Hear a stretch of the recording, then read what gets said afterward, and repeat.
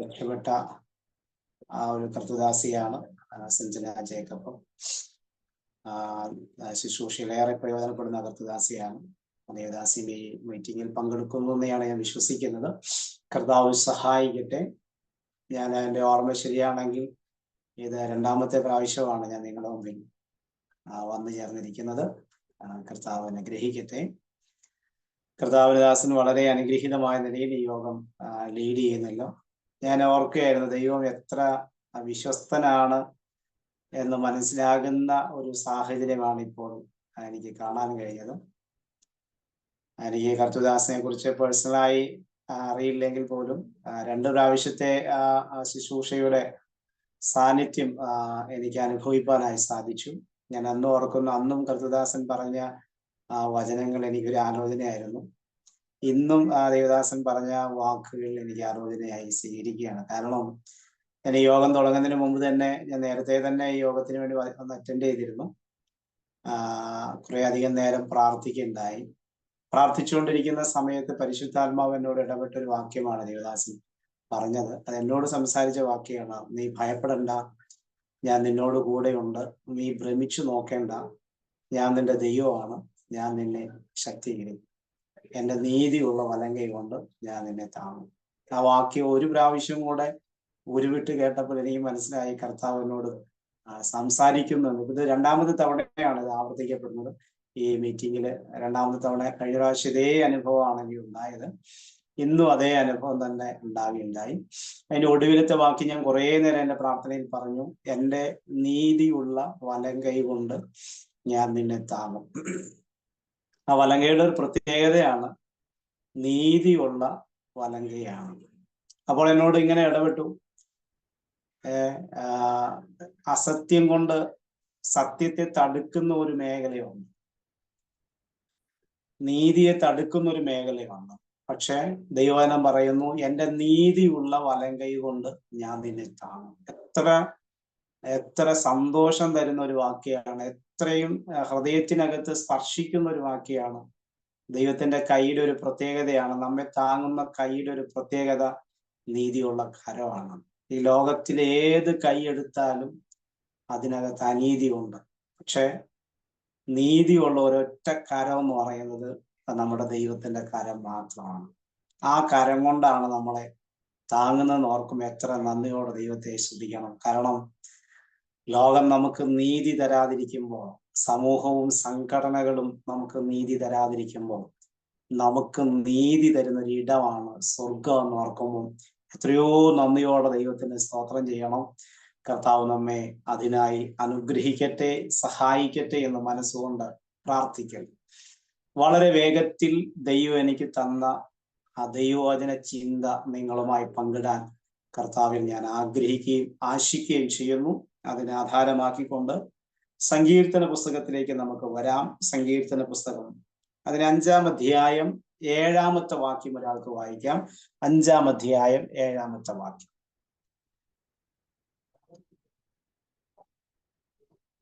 ഞാനോ നിന്റെ കൃപയുടെ ബഹുത്വത്താൽ നിന്റെ ആലയത്തിലേക്ക് ചെന്ന നിന്റെ വിശുദ്ധ മന്ദിരത്തിന് നേരെ നിങ്കലുള്ള ഭക്തിയോടെ ആരാധിക്കും. ഒരു നിമിഷം നമ്മുടെ കണ്ണുകളെ അടയ്ക്കാം. വായിച്ച തിരുവഴുത്തിലൂടെ പരിശുദ്ധാത്മാവ് വളരെ കൃത്യമായി ഇടപെടണം. വചനം ദൈവത്തിൻ്റെതാണ്, നമ്മളും ദൈവത്തിൻ്റെതാണ്. ദൈവത്തിന്റെ ആത്മാവിൽ എഴുതപ്പെട്ട വചനമാണ്. അതേ ആത്മാവിൽ സംസാരിക്കാനുള്ള കൃപ നമുക്ക് ആവശ്യമാണ്. നാം ഒരുമിച്ചാണ് ദൈവവചനം ശുശ്രൂഷിക്കുന്നതും നാം ഒരുമിച്ചാണ് ശുശ്രൂഷയിൽ പങ്കാളികളുമാകുന്നത്. നമുക്ക് ഒരുമിച്ച് പ്രാർത്ഥിക്കുക.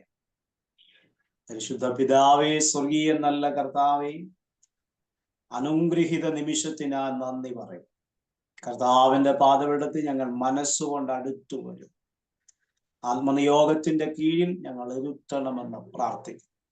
പ്രിയ മക്കൾ കർത്താവിന്റെ സന്നിധിയിലേറെ ആഗ്രഹത്തോടെ ദൈവാശ്രയ ബോധത്തിൽ തിരുവഴുത്തെ ഗ്രഹിക്കേണ്ടതിനായി വന്നു ചേർന്നിരിക്കുമ്പോൾ പരിശുദ്ധനായ ദൈവം ഹൃദയങ്ങളെ അറിഞ്ഞ് ആത്മാവ് ശക്തമായി ഇടപെടേണ്ടതിനായി പ്രാർത്ഥിക്കും.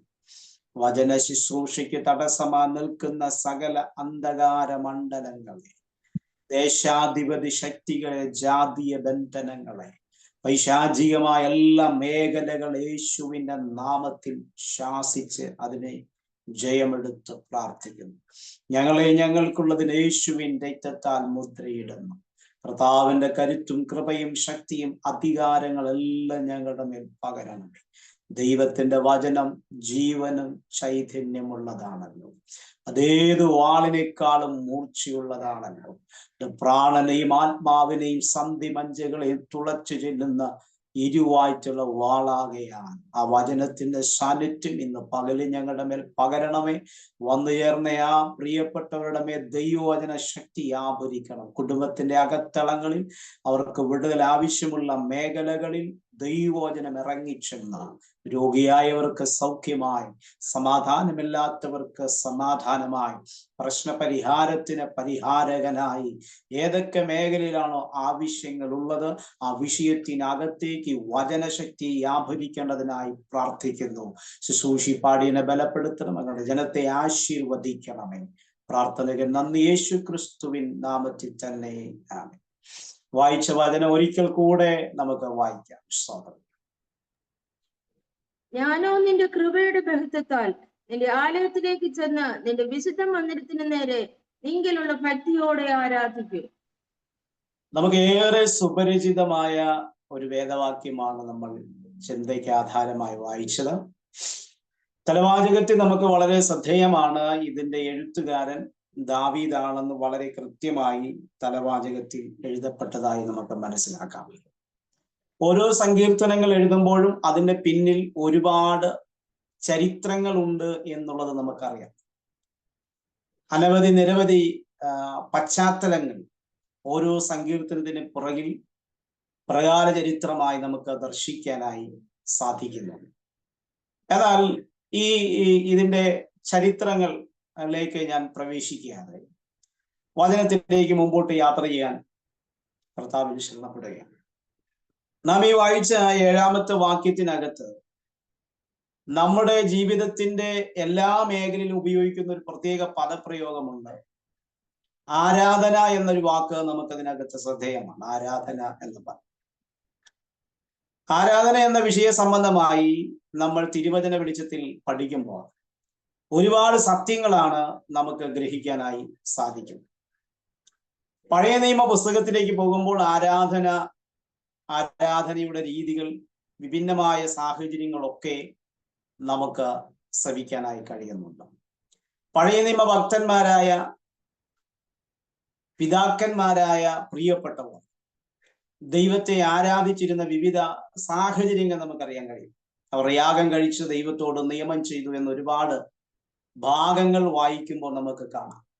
വിശേഷിച്ച് അബ്രഹാമിന്റെ ജീവിതം തന്നെ നമ്മൾ പരിശോധിക്കുമ്പോൾ അബ്രഹാമിന്റെ ജീവിതത്തിന്റെ യാത്രയോടുടനീളം തനേറെ പ്രാധാന്യത കൽപ്പിച്ചിരുന്നതും ഏറെ ഊന്നൽ കൊടുത്ത വിഷയം എന്ന് പറയുന്നത് ആരാധന എന്ന വിഷയ സംബന്ധമായിട്ടാണ്. താൻ എവിടെയെല്ലാം കൂടാരം നീക്കി അടിച്ചിട്ടുണ്ടോ, എവിടെയെല്ലാം പാർപ്പിനായി ഇടം തേടിയിട്ടുണ്ടോ, അവിടെ ആദ്യം അദ്ദേഹം സ്ഥാപിച്ചിരുന്നത് ഒരു യാഗപീഠമായിരുന്നു. എന്ന് പറഞ്ഞാൽ നമ്മുടെ പിതാവായ വിശ്വാസികളുടെ പിതാവെന്ന അപരനാമത്തിന് യോഗ്യനായ അബ്രഹാം തന്റെ ജീവിതത്തിൽ ആരാധനയ്ക്ക് അത്രയും പ്രാധാന്യത കൽപ്പിച്ചിരുന്നു എന്നുള്ളത് വളരെ ശ്രദ്ധേയമായി നമുക്ക് പഠിക്കാൻ കഴിയുന്ന ഒരു യാഥാർത്ഥ്യമാണ്. അങ്ങനെയാണെങ്കിൽ വിശ്വാസികളായ പ്രിയപ്പെട്ടവരായ നമ്മുടെയൊക്കെ വ്യക്തിപരമായ ജീവിതത്തിൽ ആരാധന എന്ന വിഷയത്തെക്കുറിച്ച് നാം പഠിക്കുമ്പോൾ ഒരുപാട് സന്തോഷം തരുന്ന ഒരു വിഷയമാണ് ആരാധന എന്ന വിഷയമെന്ന് നമുക്ക് മനസ്സിലാക്കാൻ സാധിക്കും. നമ്മൾ പഴയ നിയമ പുസ്തകത്തിന്റെ 2-ാമത്തെ പുസ്തകമായ പുറപ്പാട് പുസ്തകത്തിലേക്ക് വരുമ്പോൾ ഈ ആരാധന എന്ന വിഷയത്തെ ദൈവം ഏറ്റെടുത്ത് ദൈവത്തിന്റെ വായിൽ നിന്ന് ഉരുവിടപ്പെടുന്ന ഒരു പദപ്രയോഗമുണ്ട്. എൻ്റെ ജനത്തെ ആരാധിക്കാൻ വിട്ടയക്കണം എന്നാവശ്യപ്പെടുന്നതായി കാണാം.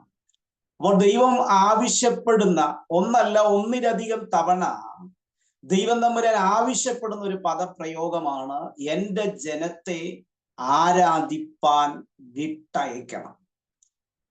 ആ വാക്കിനെ നമ്മൾ ഒന്നും കൂടെ അപഗ്രഥിച്ച് പഠിക്കുമ്പോൾ ആരാധിപ്പാൻ വിട്ടയക്കണം എന്ന് പറയുമ്പോൾ അപ്പോൾ ഈ സാഹചര്യത്തിൽ ദൈവം ഈ വാക്ക് പറയുമ്പോൾ ജനം ആരാധിക്കാൻ വിട്ടയക്കപ്പെടാൻ പറ്റാത്ത വിധത്തിൽ അവർ ബന്ധിക്കപ്പെട്ട് കിടക്കുന്നു എന്നുള്ളതല്ലേ അതിനകത്ത് നമുക്ക് തെളിവായി മനസ്സിലാക്കാൻ കഴിയും.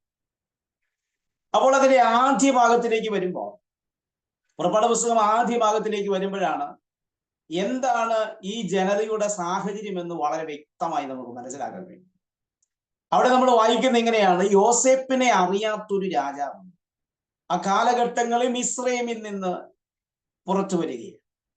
അങ്ങനെ സാഹചര്യങ്ങൾ കുറച്ച് കഴിഞ്ഞപ്പോൾ ഇവിടെ ഈ ഫറവോൻ പറയുന്ന ഒരു പ്രത്യേക പദമുണ്ട്.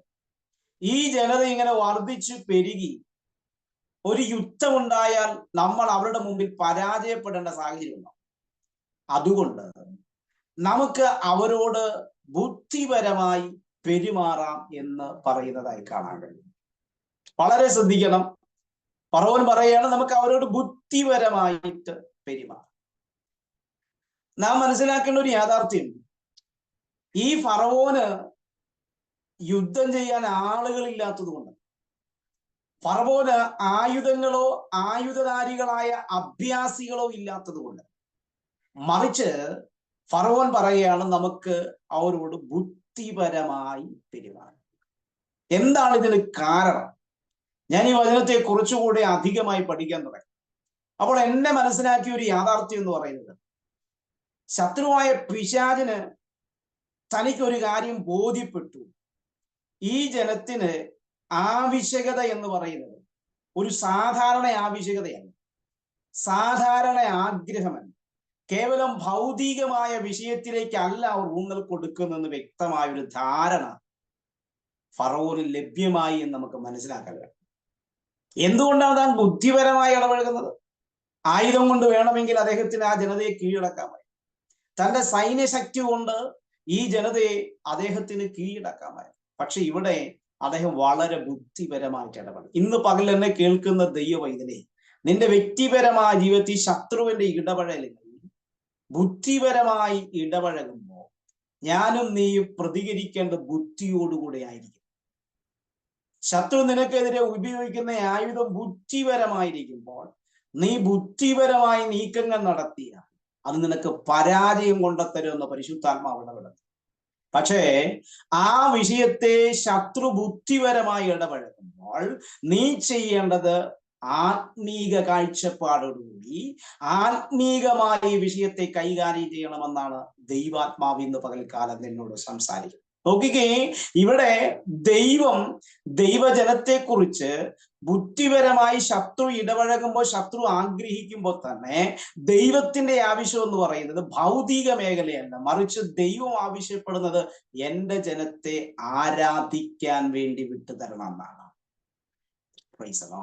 എന്ന് പറഞ്ഞാൽ ദൈവജനത്തെ ആരാധിക്കാൻ വിട്ടുതരണമെന്നാണ് ദൈവത്തിന്റെ ആഗ്രഹം. ഇത് ഭൗതികമായ ആഗ്രഹമല്ല, മറിച്ച് ഇതൊരു ആത്മീക ആഗ്രഹമായി നാം തിരിച്ചറിയേണ്ടിയിരിക്കും.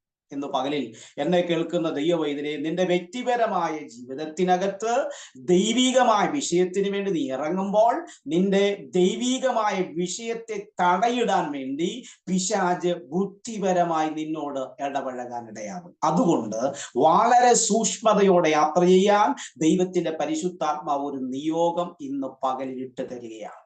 നോക്കിക്കേ, എന്താ അവൻ ബുദ്ധിപരമായി ഇടപെട്ടെ? അവൻ ബുദ്ധിപരമായി ഇടപെട്ടത് എങ്ങനെയാണെന്ന് ചോദിച്ചാൽ, ജനിച്ചു വീഴുന്ന ഇസ്രായേൽ ജനതയുടെ ആൺതലമുറകളെ മാത്രം അങ്ങ് സെലക്ട് ചെയ്തു. ആണായാലും പെണ്ണായാലും മക്കളാണ്. പക്ഷേ ഇവിടെ ആൺതലമുറകളെ മാത്രം സെലക്ട് ചെയ്തിട്ട് പെൺതലമുറകളെ ജീവനോടെ ശേഷിപ്പിക്കണം, ആൺതലമുറകളെ നൈൽ നദിയിലേക്ക് കൊന്നു കളയണം എന്ന് പറഞ്ഞാൽ ആൺതലമുറയെ വളരാൻ വിടാതെ പെൺതലമുറകളെ വളരാൻ വിടുകയാണ്. ഇവിടെയാണ് ബുദ്ധിപരമായി ശത്രു ഇടപഴകുന്നത് നീ തിരിച്ചറിയണം. കാരണം തലമുറയുള്ള ബന്ധത്തിൽ ശത്രു വളരെ വ്യക്തിപരമായ ജീവിതത്തിൽ ബുദ്ധിപരമായി ഇടപഴകുന്നു എന്ന് പരിശുദ്ധാത്മാവ് ഇന്ന് പകൽ ഈ ഡിവൈസിനകത്ത് ജോയിൻ ചെയ്തിരിക്കുന്ന ദൈവമക്കളോട് ശക്തമായി ഇടപെടുകയാണ്. അർത്ഥമന വൈഡമശിയാന്തനെ പകലിനെ കേൾക്കുന്ന ദൈവവൈതനെ, ആൺതലമുറകളെ ജീവനോടെ ശേഷിപ്പിച്ചു കഴിഞ്ഞാൽ ജനിക്കുന്ന ജനറേഷൻ അത് ഇസ്രായേലായി മാത്രം നിൽക്കും. എന്ന് പറഞ്ഞാൽ ആ ജനറേഷന്റെ പേര് മാറുന്നില്ല, ആ ജനറേഷന്റെ കുലം മാറുന്നില്ല, ആ ജനറേഷന് ഒരു അറുതി വരുന്നില്ല. പക്ഷേ പെൺതലമുറകളെ ജീവനോടെ ശേഷിപ്പിച്ചു കഴിഞ്ഞാൽ തിറവുള്ള, കരുത്തുള്ള, ബലമുള്ള തലമുറകളെ മിസ്രൈമിലേക്ക് അവർക്ക് ലഭ്യമാകുകയില്ല. നോക്കുക, എത്ര ബുദ്ധിപരമായിട്ടാണ് ഇവിടെ ഇടപഴകുന്നത്, എത്ര ബുദ്ധിപരമായിട്ടാണ് ഇവിടെ സംസാരിക്കപ്പെടുന്നത്. ഇന്ന് പകലിൽ പരിശുദ്ധാത്മാവ് പറയുന്ന ഒരു ആലോചനയാണ്, നിന്റെ തലമുറയോടുള്ള ബന്ധത്തിൽ പിശാച് ബുദ്ധിപരമായി ഇടപെട്ടു തുടങ്ങിയിട്ടുണ്ട്. അതുകൊണ്ട് വളരെ സൂക്ഷ്മതയോടെ യാത്ര ചെയ്യാൻ ദൈവത്തിന്റെ ആത്മാവ് ഒരു നിയോഗം തരികയാണ്. വളരെ സൂക്ഷ്മതയോടെ നിന്നോട് ശത്രു ബുദ്ധിപരമായി ഇടപഴകുമ്പോൾ നീ ബുദ്ധിപരമായിട്ടായിരിക്കരുത് പെരുമാറരുത്, മറിച്ച് നീ ആത്മീകപരമായി പെരുമാറണം. ശത്രു ബുദ്ധിയുടെ ആയുധം ഉപയോഗിക്കുമ്പോൾ ദൈവം നീ ഉപയോഗിക്കേണ്ട ആയുധം ആത്മീകമായ ആയുധമായിരിക്കണം. മുമ്പ് ദൈവദാസൻ ഓർപ്പിച്ചതുപോലെ നമ്മൾ ആത്മീകമായി പോരാടണം. കണ്ണുനീർ കൊണ്ട് ജയം. നോക്കിക്ക്, ഒരായുധമാണ്, കർത്തുദാസൻ പറഞ്ഞ ഒരു ആയുധമാണ് കണ്ണുനീർ എന്ന് പറയുന്ന ആയുധം. വിശുദ്ധ തിരുവെഴുത്തിൽ നമ്മൾ ഇങ്ങനെയാ വായിക്കുന്നത്, യാക്കോബ് ദൂതനെ മല്ല് പിടിച്ച് ജയിച്ചത് എങ്ങനെയാ, മല്ല് പിടുത്തം നടത്തിയത് എങ്ങനെയാ? തന്റെ കൈയുള്ള ആയുധം കൊണ്ടല്ല, കായിക അഭ്യാസം കൊണ്ടല്ല. പ്രവാചക പുസ്തകത്തിൽ ഇങ്ങനെയാ എഴുതിയിരിക്കുന്നത്, കണ്ണുനീരുകൊണ്ടാണ് മല്ലുപിടുത്തം നടത്തിയത്.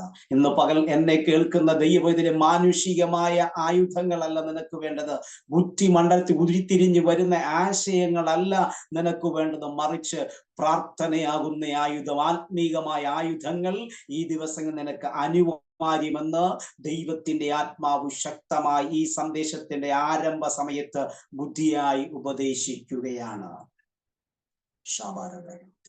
അർത്ഥജാലകം നിന്റെ വർധനവിനെ തടയാൻ, നിന്റെ ഉയർച്ചയെ തടയാൻ, നിന്റെ വർധനവിനെയും ഉയർച്ചയും തടയാൻ വേണ്ടി പിശാചൊരുക്കുന്ന ബുദ്ധിപരമായ നീക്കങ്ങളെ കണ്ടറിഞ്ഞ് ആത്മീകപരമായി ഇടപെടണം. പരിശുദ്ധാത്മാവ് പറയുന്നു, ആത്മീകൻ സകലത്തെയും വിവേചിക്കുന്നു എന്നാണ്. Praise the Lord. ഒരു ദൂത് കേട്ടതുകൊണ്ടോ, ഒരു പ്രവചനം കേട്ടതുകൊണ്ടോ, ഒരു പ്രസംഗം കേട്ടതുകൊണ്ടോ, അല്ലെങ്കിൽ ഒരു അത്ഭുതം കണ്ടതുകൊണ്ടോ നീ അതിന് കൈയടിക്കാൻ പോകരുത്, മറിച്ച് അത് ബുദ്ധിയുടെ പ്രമാണമാണെന്നോ ആത്മീകതയുടെ മറവിലാണെന്നോ ദൈവവചനത്തിന്റെ വെളിപ്പാടാണെന്ന് തിരിച്ചറിയുവാനുള്ള വിവേചന വരമാണ് ഈ കാലഘട്ടങ്ങളിൽ ദൈവമക്കൾക്ക് അനിവാര്യമായിരിക്കുന്നത്. നീ കേൾക്കുന്ന ദൈവവൈദ്യരെ ബുദ്ധിയോടെ അല്ല നീ നീങ്ങേണ്ടത്, മറിച്ച് ആത്മീകമായി നീങ്ങാൻ പരിശുദ്ധാത്മാവ് ഒരു നിയോഗം തരികയാണ്. എല്ലാത്തിനും ആമേൻ പറയുന്നവരായിരിക്കരുത്, എല്ലാം കേൾക്കുമ്പോൾ സ്തോത്രം ചെയ്ത് കൈയടിച്ച് മുൻപോട്ട് പോകുന്നവരായിരിക്കും, മറിച്ച് അങ്ങനെ തന്നെയോ എന്ന് ആത്മീകമായി വിവേചിക്കണം. അതുകൊണ്ട് വചനം പറയുന്നത്, ആത്മീകൻ സകലത്തെയും വിവേചിക്കുകയാണ്, സകലത്തെയും വിവേചിക്കുകയാണ്. ഈ ദിവസങ്ങളിൽ നമുക്ക് ഏറ്റവും അനിവാര്യമെന്ന് പറയുന്നത് ആത്മീക വിവേചന വരമാണ്. ബുദ്ധിയുടെ പ്രമാണങ്ങൾ നമുക്കെതിരെ തൊടുത്തു വിടുമ്പോൾ ആത്മീയമായി കണ്ട് അതിനെ തിരിച്ചറിഞ്ഞ് അത് ഏത് എന്ന് മനസ്സിലാക്കാനുള്ള ആത്മീയ ദൃഷ്ടിയിലേക്ക് ജനം മുൻപോട്ട് വരണമെന്ന് ദൈവം ആഗ്രഹിക്കുകയാണ്. നോക്കിയ വീണ്ടും നമ്മൾ വായിച്ചു വരുമ്പോൾ കാണാൻ കഴിയുന്നത്, ഈ ജനതയെ പീഡിപ്പിക്കുകയും ഈ ജനതയെ പ്രയാസപ്പെടുത്തുകയും ഒക്കെ ചെയ്ത് ബുദ്ധിപരമായി ഇടപെടുകയാണ്. അടുത്ത അധ്യായങ്ങളിലേക്ക് വരുമ്പോൾ കാണാൻ കഴിയുന്നത്, ജനത്തോട് പറയുകയാണ്, നിങ്ങൾ ആരാധിക്കാൻ പോയിക്കൂ. എന്നാല് നിങ്ങൾ ആരാധിക്കാൻ പോകുന്നതിന് മുമ്പ് നിങ്ങളുടെ കുഞ്ഞുങ്ങളെ, നിങ്ങളുടെ ആടുമാടുകളൊക്കെ ഇവിടെ വെച്ചിട്ട് ഇവിടെ അടുത്തെവിടെയും പോയി ആരാധിച്ചു. വീണ്ടും ആവർത്തിക്കപ്പെടുന്ന മറ്റൊരു കാര്യമുണ്ട്, നിങ്ങളുടെ കുഞ്ഞുങ്ങളും ഭാര്യമാരും ഇവിടെ നിൽക്കട്ടെ, നിങ്ങൾ പുരുഷന്മാര് തന്നെ പോയി ആരാധിച്ചുകൊള്ളുക. നിങ്ങൾക്കറിയാമോ, വളരെ കണ്ണിങ് ആയിട്ടാണ് ഈ കാലഘട്ടങ്ങൾ മുൻപോട്ട് യാത്ര ചെയ്യുന്നത്. ആരാധിക്കുന്നുണ്ടെങ്കിൽ നീ ഒറ്റയ്ക്കാകരുത്, നീ കുടുംബമായി ആരാധിക്കുന്നവരായിരിക്കണം. നീ പ്രാർത്ഥിക്കുന്നുണ്ടെങ്കിൽ കുടുംബമായി പ്രാർത്ഥിക്കാനുള്ള ഒരു ക്രമീകരണത്തിലേക്ക് വരണം. ഇന്ന് കുടുംബത്തിനകത്ത് വിള്ളലുകളിട്ട് രണ്ടാക്കി വേർപിരുത്തി കുടുംബ ജീവിതത്തെ ഛിന്ന ഭിന്നമാക്കാൻ ശ്രമിക്കുന്ന കാലഘട്ടത്തിലൂടെയാണ് നമ്മൾ യാത്ര ചെയ്യുന്നത്. നോക്കിക്ക്, ഇവിടെ അതല്ലേ ചെയ്യുന്നത്. ആ മക്കളെയും ഭാര്യമാരെയും ഇവിടെ നിർത്തിയതിനു ശേഷം നിങ്ങൾ പുരുഷന്മാർ തനിയെ പോയി ആരാധിച്ചു കൊള്ളുക. ദൈവം പറയും എന്റെ ജനത്തെ ആരാധിക്കാൻ വിട്ടയക്കണം എന്ന് പറയുമ്പോൾ ഫറവോൻ പറയുന്ന പദപ്രയോഗമാണ്, നിങ്ങൾ കുഞ്ഞുങ്ങളെയും ഭാര്യമാരെയും ഇവിടെ നിർത്തിയിട്ട് നിങ്ങൾ പുരുഷന്മാർ തന്നെ പോയി ആരാധിച്ചു വരികയാണ്. ഇത് എത്രയോ നയപരമായ ഇടപെടലാണ്. നമ്മളാണെങ്കിൽ പറയും ഒരു ചെറിയ സാധ്യത കിട്ടിയതല്ലേ, ഒരവസരം കിട്ടിയതല്ലേ, ഉള്ളവർ പോയി ആരാധിക്കും, ബാക്കിയുള്ളവർ പിന്നീട് വരട്ടെ എന്നൊക്കെ ചിന്തിക്കും. പക്ഷെ ഇതിന്റെ പുറകിലെ പൈശാചിക കണ്ണുകളെ തിരിച്ചറിയാൻ ദൈവത്തിന്റെ ആത്മാവ് ഇന്ന് പകൽക്കാലം നമുക്ക് ബുദ്ധി പറഞ്ഞു തരികയാണ്. പരിശുദ്ധാത്മാവ് എന്നോട് ശക്തമായി ഇടപെടുന്നു. നീ ആരാധിക്കുന്നുണ്ടെങ്കിൽ ദൈവത്തോട് പറയണം, കർത്താവേ, എന്റെ കുടുംബമായ ഒരു ആരാധനയ്ക്ക് വേണ്ടി ഞാൻ കൊതിക്കുകയാണ്. പിള്ളേരെ വിട്ടിട്ട് പോകുന്നതല്ല, മക്കളെ വിട്ടിട്ട് പോകുന്നതല്ല, ഭാര്യയെ വിട്ടിട്ട് പോകുന്നതല്ല, ഭർത്താവിനെ വിട്ടിട്ട് പോകുന്നതല്ല. ഞങ്ങൾക്ക് കുടുംബമായി എൻ്റെ ദൈവത്തെ ആരാധിക്കണമെന്നൊരാഗ്രഹം ഉണ്ടെങ്കിൽ ആത്മാവി സ്തോത്രം ചെയ്യാൻ തയ്യാറാകട്ടെ. സാഹചര്യങ്ങളെ തിരിച്ചുവിടുന്ന ഒരു ദൈവമുണ്ട്, സാഹചര്യങ്ങളെ തിരിച്ചുവിടുന്ന ഒരു ദൈവമുണ്ട്. ആ ദൈവത്തിന്റെ കരം ഇന്ന് പകലിൽ ഈ സന്ദേശത്തിന് മുൻപിൽ വ്യാപരിക്കപ്പെടുകയാണ്. നിന്റെ തലമുറയെ തടുക്കുന്ന, നിന്റെ തലമുറയുടെ ആരാധന ജീവിതത്തെ കെട്ടിവെച്ചിരിക്കുന്ന മണ്ഡലങ്ങളെ ഇന്ന് പകൽ അഴിക്കുന്ന ഒരു ആത്മയാഭാരം ഈ സന്ദേശത്തിനകത്തൂടെ വ്യാപരിക്കപ്പെടുകയാണ്. നിന്റെ തലമുറയുടെ ആരാധന ജീവിതത്തെ, നിന്റെ തലമുറയുടെ ആത്മീയ ജീവിതത്തെ, നിന്റെ തലമുറയുടെ ദൈവവുമായുള്ള ബന്ധത്തെ വിച്ഛേദിപ്പിക്കുന്ന നിലവാരത്തിലുള്ള ബന്ധനങ്ങളെ അറുക്കുന്ന ഒരു ആത്മയാഭാരം ഇന്ന് പകൽ ഈ വചനശക്തിയുടെ കേൾവിയാൽ ശക്തമായി വ്യാപരിക്കുന്ന ആത്മഭാരമുള്ള മാതാപിതാക്കൾ ഒന്ന് പ്രാർത്ഥിക്കാൻ തയ്യാറാകട്ടെ. പരിശുദ്ധാത്മാവ് ഇടപെടുന്ന ഒരു ആത്മീയ ദൂതാണ്. പലരുടെയും ആ തലമുറകളെ ആരാധനയ്ക്ക് വിടാതെ ഫറവോന്യ ശക്തികൾ തടഞ്ഞു വെച്ചിരിക്കുന്ന മേഖലകൾ അഴിയപ്പെടേണ്ട സമയം അടുത്തെന്ന് പരിശുദ്ധാത്മാവ് ഇടപെടുന്നു. ആരാധിക്കേണ്ട ദിവസത്തിൽ ആരാധനയ്ക്ക് പോകാൻ പറ്റാത്ത വിധത്തിൽ പലവിധമായ സാഹചര്യങ്ങൾ തലമുറകൾക്ക് വേണ്ടി ഉണ്ടാക്കി ക്രമീകരിച്ച് തലമുറയുടെ ആരാധന അനുഭവത്തെ ബ്ലോക്ക് ചെയ്യുന്ന മണ്ഡലങ്ങൾ അഴിഞ്ഞു മാറാൻ ഇന്നു പകൽ കൊതിയുള്ള മാതാപിതാക്കൾ ഉണ്ടെങ്കിൽ ദൈവത്തിന് സ്തോത്രം ചെയ്യാൻ തയ്യാറാകട്ടെ.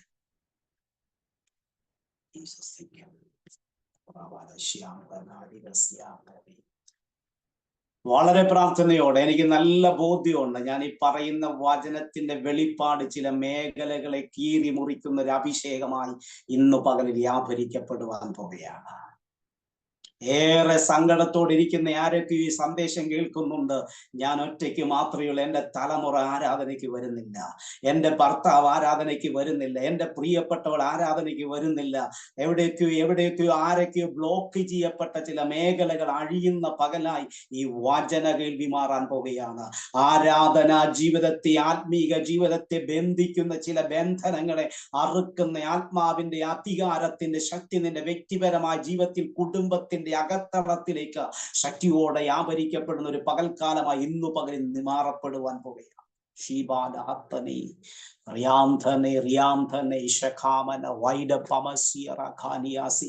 ഇന്ന് പകൽ ആത്മാവി തിരിച്ചറിവുള്ള ദൈവമക്കൾ ദൈവത്തിന് സ്തോത്രം ചെയ്യാൻ തയ്യാറാകട്ടെ. നിന്റെ ആത്മീയ ജീവിതത്തിന് തടയിടുന്ന ചില പൈശാചിക മണ്ഡലങ്ങളെ കീറിമുറിക്കുന്ന ദൈവശക്തി ഇന്ന് പകലിൽ വചനത്തിന്റെ ശക്തിയാൽ വെളിപ്പെട്ടു വരികയാണ്. അപ്പോൾ ദൈവത്തിന്റെ എക്കാലത്തെയും ആഗ്രഹം ജനം ദൈവത്തെ ആരാധിക്കണമെന്ന്.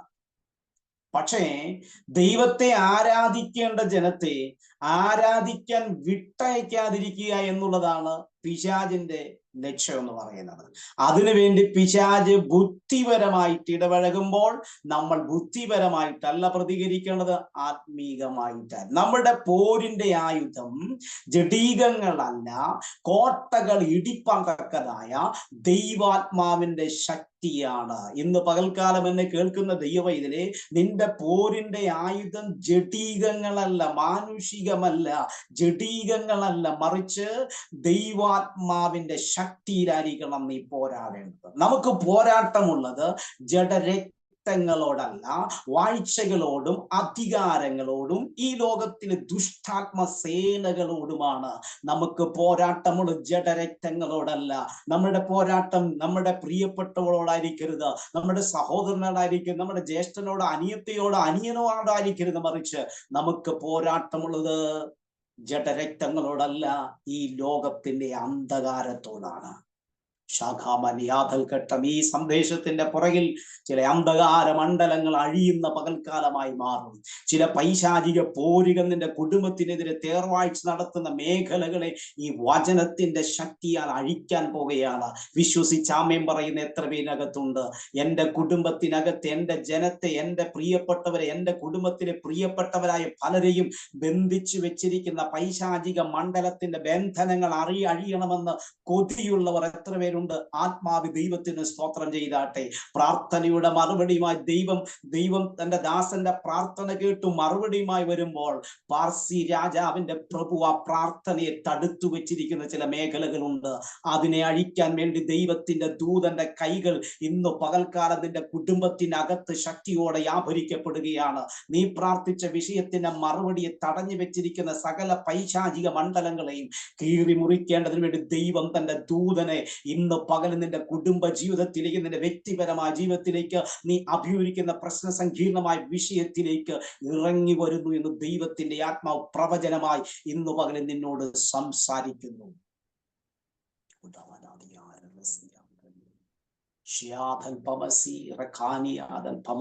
ഒരു പക്ഷെങ്കിൽ പ്രത്യക്ഷമായി നമുക്കൊന്നും കാണാൻ കഴിയുന്നില്ലെങ്കിൽ, ഞാൻ വളരെ വിശ്വാസത്തോടും ആത്മബലത്തോടുമാണ് ഞാൻ സംസാരിക്കുന്നത്. നീ പ്രത്യക്ഷമായി ഒന്നും കാണുന്നില്ലെങ്കിലും നിനക്ക് വേണ്ടി പുറപ്പെടുന്ന ദൈവവചനത്തിന്റെ ശക്തിയുണ്ട്. ആ വചനം ചില മേഖലകളെ കീറുന്നു, ചില മേഖലകളെ വെട്ടിമാറ്റുന്നു, ചില മേഖലയ്ക്കകത്ത് ആ വചനത്തിന്റെ ശക്തിയോടെ വ്യാപരിക്കപ്പെടുകയാണ്. വിശ്വസിച്ച് അമ്മയും പറയാൻ പറ്റും. അങ്ങനെ നമ്മൾ വായിച്ചു വരുമ്പോൾ ആരാധനയെ കുറിച്ച് ദൈവവചനം വളരെ വ്യക്തമായി നമ്മെ പഠിപ്പിക്കുന്ന പദപ്രയോഗം എന്ന് പറയുന്നത്, ദൈവത്തിന്റെ എക്കാലത്തെയും ആഗ്രഹമാണ് ജനം ദൈവത്തെ ആരാധിക്കണം. ദൈവത്തിന്റെ എക്കാലത്തെയും വലിയ ആഗ്രഹമാണ് ജനം ദൈവത്തെ ആരാധിക്കണം. നമുക്കറിയാം, ഈ ഭൂമിയിൽ പ്രസംഗങ്ങളുണ്ട്, ഈ ഭൂമിയിൽ പല കാര്യങ്ങളുണ്ട്. പക്ഷേ ഇവിടെ വിട്ടാലും നിത്യതയിലും ദൈവത്തിന് തന്റെ ജനത്തിൽ നിന്ന് പ്രതീക്ഷിക്കുന്നത് ദൈവത്തെ ആരാധിക്കണമെന്നാണ്. അത് ദൈവം നമ്മിൽ നിന്ന് പ്രതീക്ഷിക്കുന്ന, നമ്മിൽ നിന്ന് ആഗ്രഹിക്കുന്ന ഒരു പ്രത്യേക വിഷയമാണ്. അപ്പോൾ ആരാധന എന്ന് പറയുന്നത് ഒരു സാധാരണ വിഷയമല്ല. ആരാധന എന്ന് പറയുന്നത് ഏറ്റവും നിസാരവൽക്കരിച്ച് കാണേണ്ട ഒരു വിഷയമല്ല. മറിച്ച് ആരാധന എന്ന് പറയും ദൈവത്തിന്റെ തിരുഹൃദയത്തിനകത്തെ ഏറ്റവും ശ്രേഷ്ഠകരമായ ദൈവത്തിന്റെ ആഗ്രഹമാണ് ദൈവത്തെ ആരാധന. നോക്കിക്കല്ലേ, ക്ഷോഭലക്ഷം ജനതയെ നോക്കി ദൈവം തമ്പുരാൻ ആവശ്യപ്പെടുന്ന ഒരേ ഒരു ആവശ്യമാണ്, എന്റെ ജനത്തെ എന്ത് ചെയ്യണം? ആരാധിക്കാൻ വേണ്ടി വിട്ടയക്കണം. എന്റെ ജനത്തെ ആരാധിക്കാൻ വേണ്ടി വിട്ടയക്കണം. അതിന് തടസ്സമായി നിൽക്കുന്ന എല്ലാ മേഖലയും മാറ്റാൻ ദൈവം തമ്പുരാൻ വിശ്വസ്തനാണ്. അതുകൊണ്ടാണ് ദൈവവചനം വളരെ ശക്തമായി പറയുന്നത്, എന്റെ ജനത്തെ, നീ പറ, എന്റെ ജനത്തെ ആരാധിക്കാൻ വേണ്ടി വിട്ടയക്കണം. ഇത് ദൈവത്തിന്റെ തിരുഹൃദയത്തിലെ ഏറ്റവും വലിയ ആഗ്രഹമാണ്. നമുക്ക് വരാം, ആരാണ് ആരാധിക്കേണ്ടത്? നമ്മൾ ആദ്യം പഠിക്കുന്ന ഒരു പഠന വിഷയമായിട്ടാണ് ഞാൻ പോകുന്നത്. ഒന്ന്, ദൈവത്തിന്റെ തിരുഹൃദയത്തിലെ ഏറ്റവും വലിയ ആഗ്രഹമാണ് എന്ത്? ദൈവത്തെ ആരാധിക്കണം എന്നുള്ളത്. രണ്ടാമത്തെ വിഷയം, ആരാണ് ആരാധിക്കേണ്ടത്? വായിച്ച വാക്യത്തിനകത്ത് 4-ാം അധ്യായം അതിന്റെ 7-ാം വാക്യം ഒന്നും കൂടെ വായിക്കാൻ കഴിയുമോ?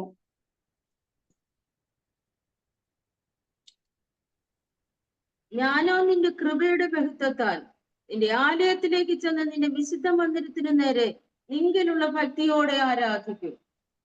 അവൾ ആരാണ് ആരാധിക്കേണ്ടത് എന്ന ചോദ്യത്തിന് വിശുദ്ധ തിരുവെഴുത്ത് നമുക്ക് തരുന്ന മറുപടിയാണ് ഞാനോ എന്ന് പറഞ്ഞാൽ. ആരാണ് ആരാധിക്കേണ്ട ചോദ്യത്തിന് ഉത്തരം തിരുവെഴുത്ത് വളരെ വ്യക്തമായി തരുന്നു, ആരാധിക്കേണ്ടത് ഞാൻ തന്നെയാണ്. ഇന്ന് പലപ്പോഴും നമ്മൾ പലരെയും ആരാധിപ്പിക്കുന്നവരായിട്ടുണ്ട്, ആരാധന കാണുന്നവരായിട്ടുണ്ട്, ആരാധന കേൾക്കുന്നവരായിട്ടുണ്ട്. എന്നാൽ ദൈവവചനം ചോദിക്കുന്ന ചോദ്യം, നീ ദൈവത്തെ ആരാധിക്കുന്നുണ്ടോ എന്ന്. നമ്മൾ ആരാധന കേൾക്കുന്നവരായിട്ടായിരിക്കും, നമ്മൾ ആരാധിപ്പിക്കുന്നവരായിട്ടല്ല. മറിച്ച് ദൈവം നമ്മിൽ നിന്ന് പ്രതീക്ഷിക്കുന്നത് നമ്മൾ ദൈവത്തെ ആരാധിക്കുന്നുണ്ടോ എന്നാണ്. ഇന്ന് പകൽ തന്നെ കേൾക്കുന്ന ദൈവവൈദ്യനെ, നീ ദൈവത്തെ ആരാധിക്കുന്നുണ്ടോ? ഇതിന് ഉത്തരം പറയേണ്ട ഇൻഡിവിജ്വൽ ആണ്, വ്യക്തിപരമായിട്ട് ഉത്തരം പറയണം. ഞാൻ ദൈവത്തെ ആരാധിക്കുന്നുണ്ടോ? ഇത് നമ്മൾ വ്യക്തിപരമായിട്ട് ദൈവത്തോട് പറയേണ്ട മറുപടിയാണ്. അതെ, ഞാൻ ശരിക്കും ദൈവത്തെ ആരാധിക്കുന്നു. വ്യക്തിപരമായ ജീവിതത്തിൽ എനിക്ക് ദൈവത്തെ ആരാധിക്കാൻ സാധിക്കുന്നു. ഞാൻ ശരിക്കും ദൈവത്തെയാണോ ആരാധിക്കുന്നത്? ഈ ചോദ്യത്തിനൊക്കെ നമ്മൾ ഉത്തരം പറയേണ്ടിയിരിക്കുന്നു. സത്യമല്ലേ? സത്യത്തിൽ നമ്മൾ ശരിക്കും ദൈവത്തെ ആരാധിക്കുന്നുണ്ടോ? പലപ്പോഴും ആരാധന കണ്ടു മടങ്ങുന്നവരായിട്ടാണ്, ആരാധനയെക്കുറിച്ച് കേട്ടു മടങ്ങുന്നവരായിട്ടാണ്, അല്ലെങ്കിൽ ആരാധിപ്പിക്കുന്നവരായിട്ടാണ്. അല്ല, ദൈവം നമ്മിൽ നിന്ന് പ്രതീക്ഷിക്കുന്നത് നമ്മൾ ദൈവത്തെ ആരാധിക്കുന്നവരായി മാറണം. ഞാൻ ദൈവത്തെ ആരാധിക്കുന്നവനായി മാറണം. അല്ലെങ്കിൽ നമ്മൾ ഓരോരുത്തരും ദൈവത്തെ ആരാധിക്കുന്നവരായി മാറണം. അത് സാഹചര്യങ്ങൾ വിഷയമല്ല, സന്ദർഭങ്ങൾ വിഷയമല്ല. ഏത് പ്രതിസന്ധിയിലും ഏത് വിഷമതകരമായ സാഹചര്യത്തിനകത്തും ദൈവത്തെ കണ്ട് ദൈവത്തെ ആരാധിക്കുന്ന വ്യക്തിപരമായി അകത്ത് തീരുമാനമുള്ള വ്യക്തി ഏതു സാഹചര്യത്തിലും ദൈവത്തെ ആരാധിക്കും.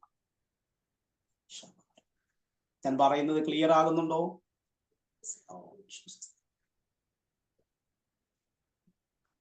നാം മനസ്സിലാക്കി ഏത് സാഹചര്യത്തിൽ ആരാധിക്കും. നിങ്ങൾക്കറിയാമോ, ദൈവത്തിന്റെ ദാസനായ അപ്പോസ്തലനായ പൗലോസും ശീലാസും അവരെ പിടിച്ച് അടിച്ച് വലിച്ച് ഇഴച്ച് വല്ലാതെ ഉപദ്രവിച്ച് കാരാഗ്രഹത്തിന്റെ അകത്തളത്തിൽ കാലുകൾ ആമത്തിലിട്ട് പൂട്ടി, കാരാഗ്രഹത്തിന്റെ അകത്ത് പൂട്ടി വെച്ചിരിക്കുന്ന സാഹചര്യമുണ്ട്. നിങ്ങൾക്കറിയാം, അർദ്ധരാത്രിയിൽ പൗലോസും ശീലാസും പ്രാർത്ഥിച്ചു ദൈവത്തെ പാടി സ്തുതിക്കാൻ തുടങ്ങിയ. ഞാൻ പറയാം, ദൈവത്തെ ആരാധിക്കുന്നതിന് ഒരു സാഹചര്യങ്ങളും തടസ്സമല്ല. ദൈവത്തെ ആരാധിക്കുന്നതിന് ഒരു ബന്ധനങ്ങളും തടസ്സമല്ല. ദൈവവചനം വളരെ വ്യക്തമായി അപ്പോസ്തലനായ പൗലോസും ശീലാസും പറയുന്നത്, ഞങ്ങളെ അടിച്ചത് ശരിയാണ്, ശരീരം മുഴുവൻ മുറിച്ചത് ശരിയാണ്, ഞങ്ങളെ വലിച്ച് ഇഴച്ചു കൊണ്ടുവന്ന് ശരിയാണ്, ഞങ്ങളെ വല്ലാതെ ഉപദ്രവിച്ച് ശരിയാണ്. പക്ഷേ ഈ ലോകത്തിന്റെ ആളുകൾക്ക്, ഈ ലോകത്തിന്റെ നിയമങ്ങൾക്ക്, ഈ ലോകത്തിന്റെ അധികാരികൾക്ക് ഞങ്ങളെ വേണേ അടിക്കാം, ഞങ്ങളെ വേണേ ഉപദ്രവിക്കാം, ഞങ്ങളുടെ കാലുകൾ ബന്ധിക്കാം, ഞങ്ങളുടെ കൈകൾ ബന്ധിക്കാം. പക്ഷേ എന്നെയും എൻ്റെ ദൈവത്തെയും തമ്മിൽ ഉള്ള ബന്ധത്തെ തകർക്കാൻ ഈ ലോകത്തിന്റെ അടികൾക്കോ, ഈ ലോകത്തിന്റെ ആയുധങ്ങൾക്കോ, ഈ ലോകത്തിന്റെ ആക്രോശങ്ങൾക്കോ സാധ്യമല്ല. കാരണം ഞാനും എൻ്റെ ദൈവവുമായൊരു ബന്ധമുണ്ട്. അതുകൊണ്ട് ആ ദൈവത്തെ, എന്നെയും എൻ്റെ ദൈവത്തെയും, ദൈവത്തെ ആരാധിക്കുന്നതും തമ്മിൽ വിച്ഛേദിപ്പിക്കാനോ വേർപെടുത്താനോ ഈ ലോക ശക്തികൾക്ക് സാധ്യമല്ലെന്ന്. ഇന്ന് പകൽക്കാലം എന്നെ കേൾക്കുന്ന ദൈവത്തിനെ, കാരാഗ്രഹത്തിന് ഉൾത്തറയ്ക്കകത്ത് കിടന്ന് ആരാധിക്കാൻ ഒരു ഭക്തൻ തയ്യാറാകുമ്പോൾ കാരാഗ്രഹത്തിന്റെ അടിസ്ഥാനങ്ങൾ ഇളക്കി മറിച്ചുകൊണ്ട് അഭിഷക്തന് വേണ്ടി പ്രവർത്തിക്കുന്ന ദൈവത്തിന്റെ കരത്തിന്റെ സ്വാധീനത അവിടെ നമുക്ക് കാണാൻ കഴിയും. ഇന്ന് ഈ പകലിൽ ഒരു തീരുമാനത്തോടെ എഴുന്നേക്കാൻ പറ്റൂ. ആരൊക്കെ എൻ്റെ കൂടെ ഉണ്ടെങ്കിലും, ആരൊക്കെ എൻ്റെ കൂടെ ഇല്ലെങ്കിലും, ഏതൊക്കെ നിയമങ്ങൾ എനിക്കെതിരാണെങ്കിലും, ഏതൊക്കെ സാഹചര്യങ്ങൾ എനിക്ക് എതിരായി തീർന്നാലും ഞാൻ എൻ്റെ ദൈവത്തെ ആരാധിക്കുമെന്ന് സ്വയം തീരുമാനിക്കാൻ ഇന്ന് പകൽ നീ വിധേയപ്പെടുന്നുണ്ടെങ്കിൽ നിനക്ക് വേണ്ടി പ്രവർത്തിക്കുന്ന ഒരു ദൈവം ഉണ്ടെന്ന് പരിശുദ്ധാത്മാവ് ശക്തമായി ഇടപെടുകയാണ്. ഒരു കുറേനക്കാരിയായ ഒരു സാധാരണ സ്ത്രീ, ഏറ്റവും അറക്കപ്പെട്ട മേഖലയിൽ നിന്ന് കനാന്യ സ്ത്രീയെ കുറിച്ച് നമുക്ക് കാണാൻ കഴിയും. ആ സ്ത്രീ യേശുവിന്റെ അടുക്കൽ വരുമ്പോൾ ആവശ്യങ്ങൾ താൻ വലുതായി പറഞ്ഞു. എൻ്റെ കുഞ്ഞിന്റെ വിഷയമാണ്, പ്രശ്നം വളരെ കഠോരമാണ്, എൻ്റെ കുഞ്ഞ് ദീനമായി കിടക്കും, വളരെ പ്രയാസം നിറഞ്ഞ സാഹചര്യമാണ്, എൻ്റെ കുഞ്ഞിന്റെ വിഷയം അത്രയ്ക്കും പ്രശ്നം നിറഞ്ഞതാണ്. അപ്പൊ കർത്താവ് പറയുന്നത് ഇങ്ങനെയാണ്, മക്കളുടെ അപ്പം എടുത്ത് നായ്ക്കുട്ടികൾക്ക് ഇട്ടുകൊടുക്കത്തില്ല. അവിടെ നമ്മൾ വായിക്കുന്ന ഒരു പദമുണ്ട്. ഈ വാക്ക് കേൾക്കുമ്പോൾ അവൾ ദൈവത്തെ, യേശുവിനെ നമസ്കരിച്ചു എന്നാണ്. ഇവിടെയാണ് ആരാധനയുടെ സാന്നിധ്യം വെളിപ്പെട്ടു വരേണ്ടത്. നമ്മളൊക്കെ എങ്ങനെ പ്രതികരിക്കും? നമ്മളെ ആ സ്ത്രീയെ കർത്താവ് വിളിച്ച ആ പദം വെച്ചിട്ട് അവൾക്ക് വേണമെങ്കിൽ പറയാം, ഞാനൊന്ന് തേടി വന്നപ്പോ, ഞാൻ അന്വേഷിച്ചു വന്നപ്പോ ഒരു പട്ടിക്ക് സമമായി എന്നെ കണ്ടില്ലേ എന്ന് വേണമെങ്കിൽ ചോദിക്കാം. പക്ഷേ നിങ്ങൾക്കറിയാമോ, മക്കളുടെ അപ്പമെടുത്ത് നായ്ക്കുട്ടികൾക്ക് ഇട്ടുകൊടുക്കുന്നില്ല എന്ന് പറയുമ്പോൾ അവൾ പറയും, കർത്താവേ, നായ്ക്കുട്ടികൾ മേശയിൽ നിന്ന് വീഴുന്നത് കൊണ്ട് കഴിക്കുന്നു എന്ന് പറഞ്ഞ അപ്പ നുറുക്കുകൾ കൊണ്ട് കഴിക്കുന്നു എന്ന് പറഞ്ഞ് അവൾ കർത്താവിനെ നമസ്കരിക്കാൻ തുടങ്ങി. ദൈവത്തെ ആരാധിക്കുന്ന ദൈവവൈതന് പ്രശ്നങ്ങൾ വിഷയമല്ല. ദൈവത്തെ ആരാധിക്കുമെന്ന് ഹൃദയത്തിൽ തീരുമാനമെടുത്ത വ്യക്തിക്ക് അപകടനം ആക്ഷേപങ്ങളും വിഷയമല്ല. അവൾ ദൈവത്തെ ആരാധിക്കാനായിട്ട് തുടങ്ങും. ഹന്നയുടെ ജീവിതം നിങ്ങൾ പരിശോധിച്ച് നോക്കിക്കേ. ആലയം വിട്ട് വീട്ടിലേക്ക് വരും, വീട് വിട്ട് ആലയത്തിലേക്ക് പോകുമ്പോഴൊക്കെ പരിഹാസങ്ങൾ മാത്രമേ ഉള്ളൂ. പക്ഷെ അവൾ ആരാധന മുടക്കിയില്ല. അവൾ സമയം കൃത്യതയോടെ പാലിച്ച് ആരാധനയ്ക്ക് പോകുന്ന ഒരു അനുഭവം അവളുടെ ജീവിതത്തിൽ ഉണ്ടായി. ഇന്ന് പകൽ എന്നെ കേൾക്കുന്ന ദൈവവൈതലേ, നീ ആരാധിക്കാൻ തയ്യാറാക്. നിനക്ക് വേണ്ടി ദൈവം പ്രവർത്തിക്കാൻ തുടങ്ങും. ആരാധന ആരംഭിക്കേണ്ട എവിടെ നിന്നാണ്? വ്യക്തിപരമായിട്ടാണ്, ഇൻഡിവിജ്വലായിട്ട് ആരാധന ആരംഭിക്കണം. ഞാൻ ആരാധിക്കാൻ തുടങ്ങുമ്പോൾ എൻ്റെ കുടുംബം ആരാധിക്കാൻ തുടങ്ങും. എൻ്റെ കുടുംബം ആരാധിക്കാൻ തുടങ്ങുമ്പോൾ എൻ്റെ സമൂഹം, എൻ്റെ സംഘടന, എൻ്റെ സഭ ആരാധിക്കാൻ തുടങ്ങും. ഇന്ന് പകൽ ഒരു തീരുമാനത്തിലേക്ക് വരണം, ഞാൻ ദൈവത്തെ ആരാധിക്കാൻ തയ്യാറാണ്. രണ്ടാമത്തെ വാക്ക് 5-ാം അധ്യായം 7-ാമത്തെ വാക്യം വീണ്ടും ആവർത്തിക്കുമ്പോൾ, ആരാധിക്കുന്ന ഞാൻ ശരിയാണ്, പക്ഷെ എങ്ങനെ ആരാധിക്കുന്നും കൂടെ ഉണ്ട്. എങ്ങനെയെങ്കിലും ദൈവത്തെ ആരാധിക്കണമെന്ന് ദൈവവചനം പറയുന്നു. ദൈവത്തെ ആരാധിക്കുകയാണെങ്കിൽ അതിനൊരു വ്യവസ്ഥയുണ്ട്. അവിടെ വളരെ വ്യക്തമായി എഴുതിയിരിക്കുന്നു, 5-ാം അധ്യായം 7-ാമത്തെ വാക്യത്തിൽ, നിങ്കലുള്ള ഭക്തിയോടെ ആരാധിക്കുന്ന. ആരാധനയ്ക്കകത്ത് ഭക്തി ഉണ്ടാകണമെന്ന്. ദൈവത്തെ ആരാധിക്കാൻ വരുന്ന വ്യക്തി ഭക്തനായിരിക്കണമെന്നും ഭക്തിയുള്ള വ്യക്തിയായിരിക്കണം. ദൈവത്തിന് നിർബന്ധം. എങ്ങനെയെങ്കിലും ദൈവത്തെ ആരാധിക്കാൻ ദൈവവചനം പറയുന്നില്ല, പഠിപ്പിക്കുന്നില്ല, അങ്ങനെ ഒരു പ്രമാണമില്ല. ദൈവത്തെ ആരാധിക്കുന്നവൻ ഭക്തനായിരിക്കണമെന്ന് ദൈവം ആഗ്രഹിക്കുകയാണ്. മറ്റൊരു ഭാഗത്ത് നാം വായിക്കും, യോഹന്നാന്റെ സുവിശേഷം 4-ാം അധ്യായം 23-ാമത്തെ വാക്യത്തിൽ നിന്ന് ഇങ്ങനെ വായിക്കുന്ന, സത്യ നമസ്കാരികൾ ദൈവത്തെ ആത്മാവിലും സത്യത്തിലും ആരാധിക്കും. ആരാധനയ്ക്ക് ചില ക്രമങ്ങളുണ്ട്, ആരാധനയ്ക്ക് ചില വ്യവസ്ഥകളുണ്ട്. ദൈവത്തെ ആരാധിക്കുന്ന ഒന്നാമത്തെ വ്യവസ്ഥ പറയുകയാണ്, അവൻ ഭക്തനായിരിക്കണം. രണ്ടാമത്തെ വ്യവസ്ഥ പറയുകയാണ്, സത്യ നമസ്കാരികൾ ദൈവത്തെ ആത്മാവിലും സത്യത്തിലുമായിരിക്കണം ആരാധന. എങ്ങനെയെങ്കിലും ഉള്ള ഒരു ആരാധന രീതിക്ക് വേണ്ടിയല്ല ദൈവം ഇരിക്കുന്നത്. ഏതെങ്കിലും രീതിയിൽ ആരാധിക്കാനല്ല വചനം പറയുന്നത്. മറിച്ച് ദൈവത്തെ ആരാധിക്കുന്നവൻ ഭക്തനായിരിക്കണം. ദൈവത്തെ ആരാധിക്കുന്നവൻ സത്യത്തിലും ആത്മാവിലും എന്ത് ചെയ്യണം? ആരാധിക്കണം. ഇന്ന് പകൽ വളരെ ശാന്തമായ ഒരു സന്ദേശത്തിനാണ് നിങ്ങൾ കാതോർക്കുന്നത്. നമ്മൾ ആരാധന എന്ന വിഷയ സംബന്ധമായി പഠിച്ചു വരുമ്പോൾ, അതിന്റെ സത്യങ്ങൾ ഗ്രഹിച്ചു വരുമ്പോൾ നമ്മുടെ രീതികൾക്കെല്ലാം മാറ്റം വരും. നമ്മുടെ ആരാധന ഭക്തിയോടെയാണോ? ഒരിക്കൽ കർത്താവ് പറയുന്നു, നീ യാഗം അർപ്പിക്കാൻ പോകുമ്പോൾ സഹോദരനോട് എന്തെങ്കിലും ഉണ്ടെന്ന് നിനക്ക് ബോധ്യം വന്ന, നിന്റെ യാഗവസ്തു അവിടെ വെച്ചിട്ട് സഹോദരനോട് പോയി നിരന്നിട്ട് വന്നിട്ട് വേണം നീ ആരാധിക്കാൻ തുടങ്ങേണ്ടതാണ്. പരിശുദ്ധാത്മാവ് വളരെ വ്യക്തമായി ഇടപെടുന്നു. സഹോദരനോട് എന്തെങ്കിലും ഉണ്ടെന്ന് നിനക്ക് ഓർമ്മ വന്നാൽ നിന്റെ യാഗ വസ്തു അവിടെ വെച്ചിട്ട് സഹോദരന്റെ അടുക്കൽ പോയി നിരന്നിട്ട് വേണം. എന്നെ കേൾക്കുന്ന ദൈവവൈതലേ, വൈരാഗ്യവും ദേഷ്യവും പകയും പിണക്കവും വെച്ചിട്ടാണോ ദൈവത്തെ ആരാധിക്കേണ്ടത്? പാപങ്ങൾ ചെയ്തിട്ടാണോ ദൈവത്തെ ആരാധിക്കേണ്ടത്? 10-14 വർഷം സ്വന്തം സഹോദരങ്ങളോട് മിണ്ടാതെ കർത്തുമേശയിൽ പങ്കെടുക്കുന്ന ആളുകളുണ്ട്. വർഷങ്ങളോളം കൂടപ്പിറപ്പിനോട് സഹകരിക്കാൻ കഴിയാതെ ആരാധനയിൽ പങ്കെടുക്കുന്ന ആളുകളുണ്ട്. ഭാര്യ ഭർത്തു ബന്ധത്തിനകത്ത് അകൽച്ചകൾ മിണ്ടിയിട്ട് കാലങ്ങളായിട്ട് ആരാധിക്കുന്നവരുണ്ട്. സ്വന്തം അമ്മയെന്ന് കാണാൻ കഴിയാത്ത ആളുകളുണ്ട്. അമ്മായിമ്മയും മരുമോളും തമ്മിൽ എത്രയോ പ്രശ്നങ്ങൾ സൃഷ്ടിച്ചുകൊണ്ട് വീണ്ടും ആരാധനയ്ക്ക് വരുമ്പോൾ അന്യഭാഷയിൽ ആരാധിക്കുന്നവരുണ്ട്. എന്റെ ചോദ്യം, നീ ഭക്തിയോടെയാണോ ദൈവത്തെ ആരാധിക്കുന്നത്? ഭക്തിയോടെയാണോ ദൈവത്തെ ആരാധിക്കുന്നത്? ദൈവത്തെ ആരാധിക്കുന്നതിന് മുമ്പ് സഹോദരനോട് എന്തെങ്കിലും ഉണ്ടെന്ന് ഓർമ്മ വന്നാൽ നിന്റെ യാഗവസ്തു അവിടെ വെക്ക്. എന്നിട്ട് സഹോദരനോട് നിരന്നതിന് ശേഷം വേണം ആരാധിക്കാൻ നീ മുൻപോട്ട് വരേണ്ടത്. അല്പം ഗൗരവമുള്ള കാലഘട്ടമാണ് ദൈവമക്കളെ.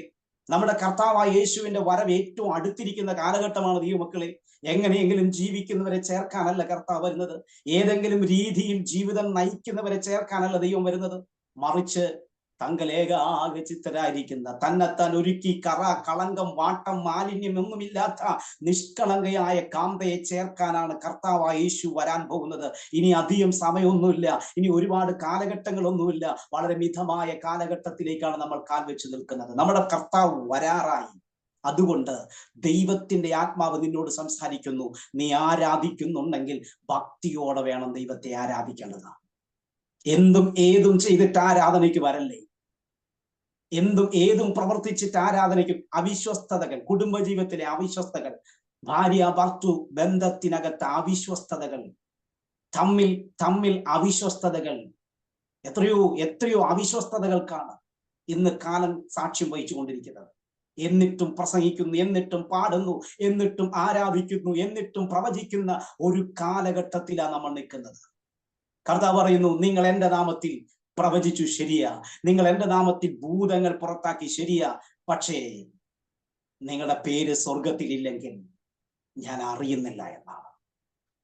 എല്ലാം ചെയ്യുന്ന യേശുവിന്റെ നാമത്തിലാണ്, എല്ലാം പറയുന്ന യേശുവിന്റെ നാമത്തിലാണ്, എല്ലാം നടക്കുന്നത് യേശുവിന്റെ നാമത്തിലാണ്. പക്ഷേ കർത്താവ് പറയുന്നു, നിന്റെ പേര് അവിടെ ഇല്ലെങ്കിൽ ഞാൻ നിന്നെ അറിയുന്നില്ല എന്നാണ്. അതുകൊണ്ട് വിശുദ്ധ തിരുവെഴുത്ത് വളരെ കറ തീർത്ത് പറയുകയാണ്, നിന്റെ ആരാധനയ്ക്കകത്ത് ഭക്തി ഉണ്ടാകണം, നിന്റെ ആരാധനയ്ക്കകത്ത് വിശുദ്ധി ഉണ്ടാകണം, നിന്റെ ആരാധനയ്ക്കകത്ത് വേർപാടുണ്ടാകണം, നിന്റെ ആരാധനയ്ക്കകത്ത് ദൈവപ്രസാദം ഉണ്ടാകണം. നിങ്ങൾക്കറിയാമോ, കയീന്റെയും ഹാബേലിന്റെയും യാഗം ആരാധന. എല്ലാവരും, ഞാൻ പഴയ കാലങ്ങളിൽ ഞാൻ കേട്ടൊരു പ്രസംഗമുണ്ട്. കയീൻ താന് കൊണ്ടുവന്ന യാഗർപ്പിക്കാൻ കൊണ്ടുവന്ന കാച്ചിനകത്തും കിഴങ്ങിനകത്തും ഒക്കെ എന്തൊക്കെയോ കടിച്ചതും മുറിച്ചതും കൊണ്ടാണ്. പക്ഷെ കർത്താവ് അവനോട് പറയുന്ന ഒരു മറുപടി ഇങ്ങനെയാണ്, നന്മ ചെയ്തിരുന്നു എങ്കിൽ, വ്യക്തമായി എഴുതിയിട്ടുണ്ട്, നന്മ ചെയ്തിരുന്നു എങ്കിൽ ഞാൻ നിന്റെ യാഗത്തിൽ പ്രസാദിച്ചേനെ. നന്മയില്ലാത്ത യാഗത്തിനകത്ത് പ്രസാദിക്കുന്ന ഒരു ദൈവത്തെയല്ല നീ ആരാധിക്കുന്നത്. ദൈവവൈതലെ, ഞാനും നീയും ദൈവത്തെ ആരാധിക്കുമ്പോൾ അതിനകത്ത് എന്തുണ്ടാകണം? നന്മയുണ്ടാകണം, നീതി ഉണ്ടാകണം, ന്യായമുണ്ടാകണം, വിശ്വസ്തതയുണ്ടാകണം. നീ അല്പത്തിൽ വിശ്വസ്തനായിരുന്നാൽ അധികത്തിൽ നിന്നെ വിചാരകത്വം ഏൽപ്പിക്കുന്ന ദൈവമാണ്. Praise the Lord. നിങ്ങൾ അല്പം വേദനയോടെ ആകാം ഒരുപക്ഷെങ്കിൽ ഈ സന്ദേശം ഉൾക്കൊള്ളുന്ന എനിക്കറിയാം. പക്ഷേ ഒരു ശുശ്രൂഷകൻ നിലയിൽ വളരെ ശാന്തമായി നിങ്ങൾ എല്ലാവരും നിത്യതയുടെ തീരത്ത് കാണുന്ന പ്രത്യാശയോടെയാണ് ഞാൻ ഈ സന്ദേശം നിങ്ങളുമായി കൈമാറുന്നത്. ദൈവവൈതലേ, നമ്മുടെ ആരാധന വിശുദ്ധിയുള്ളതായിരിക്കണം, നമ്മുടെ കൈകൾ കറയില്ലാത്തതായിരിക്കണം. കർത്താവ് പറയും, ഞാൻ നിന്നോട് കാര്യം തീർക്കുന്ന നാളിൽ നിന്റെ കരം ബലപ്പെട്ടിരിക്കുമെന്ന. നീ എത്ര അത്ഭുതങ്ങൾ ചെയ്തോ എന്നല്ല, നീ എത്ര അടയാളങ്ങൾ ചെയ്തോ എന്നല്ല, കർത്താവ് ചോദിക്കും, ഞാൻ നിന്നോട് കാര്യം തീർക്കുന്ന നാളിൽ നിന്റെ കരം ബലപ്പെട്ടിരിക്കുമോ?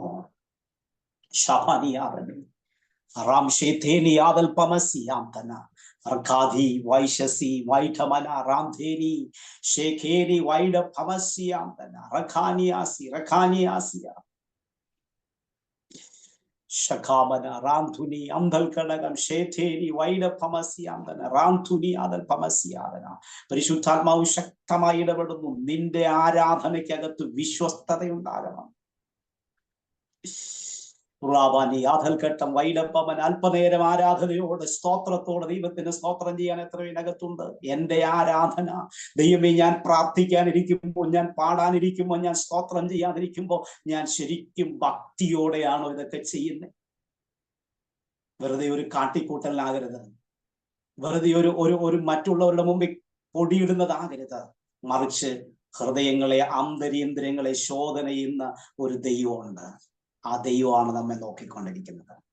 കർത്താവ് പറയുന്നു, ഇവനെ കണ്ടു പറയുന്നു, സാക്ഷാൽ ഇസ്രായേലിനാണ്, ഇവനിൽ എന്തില്ല?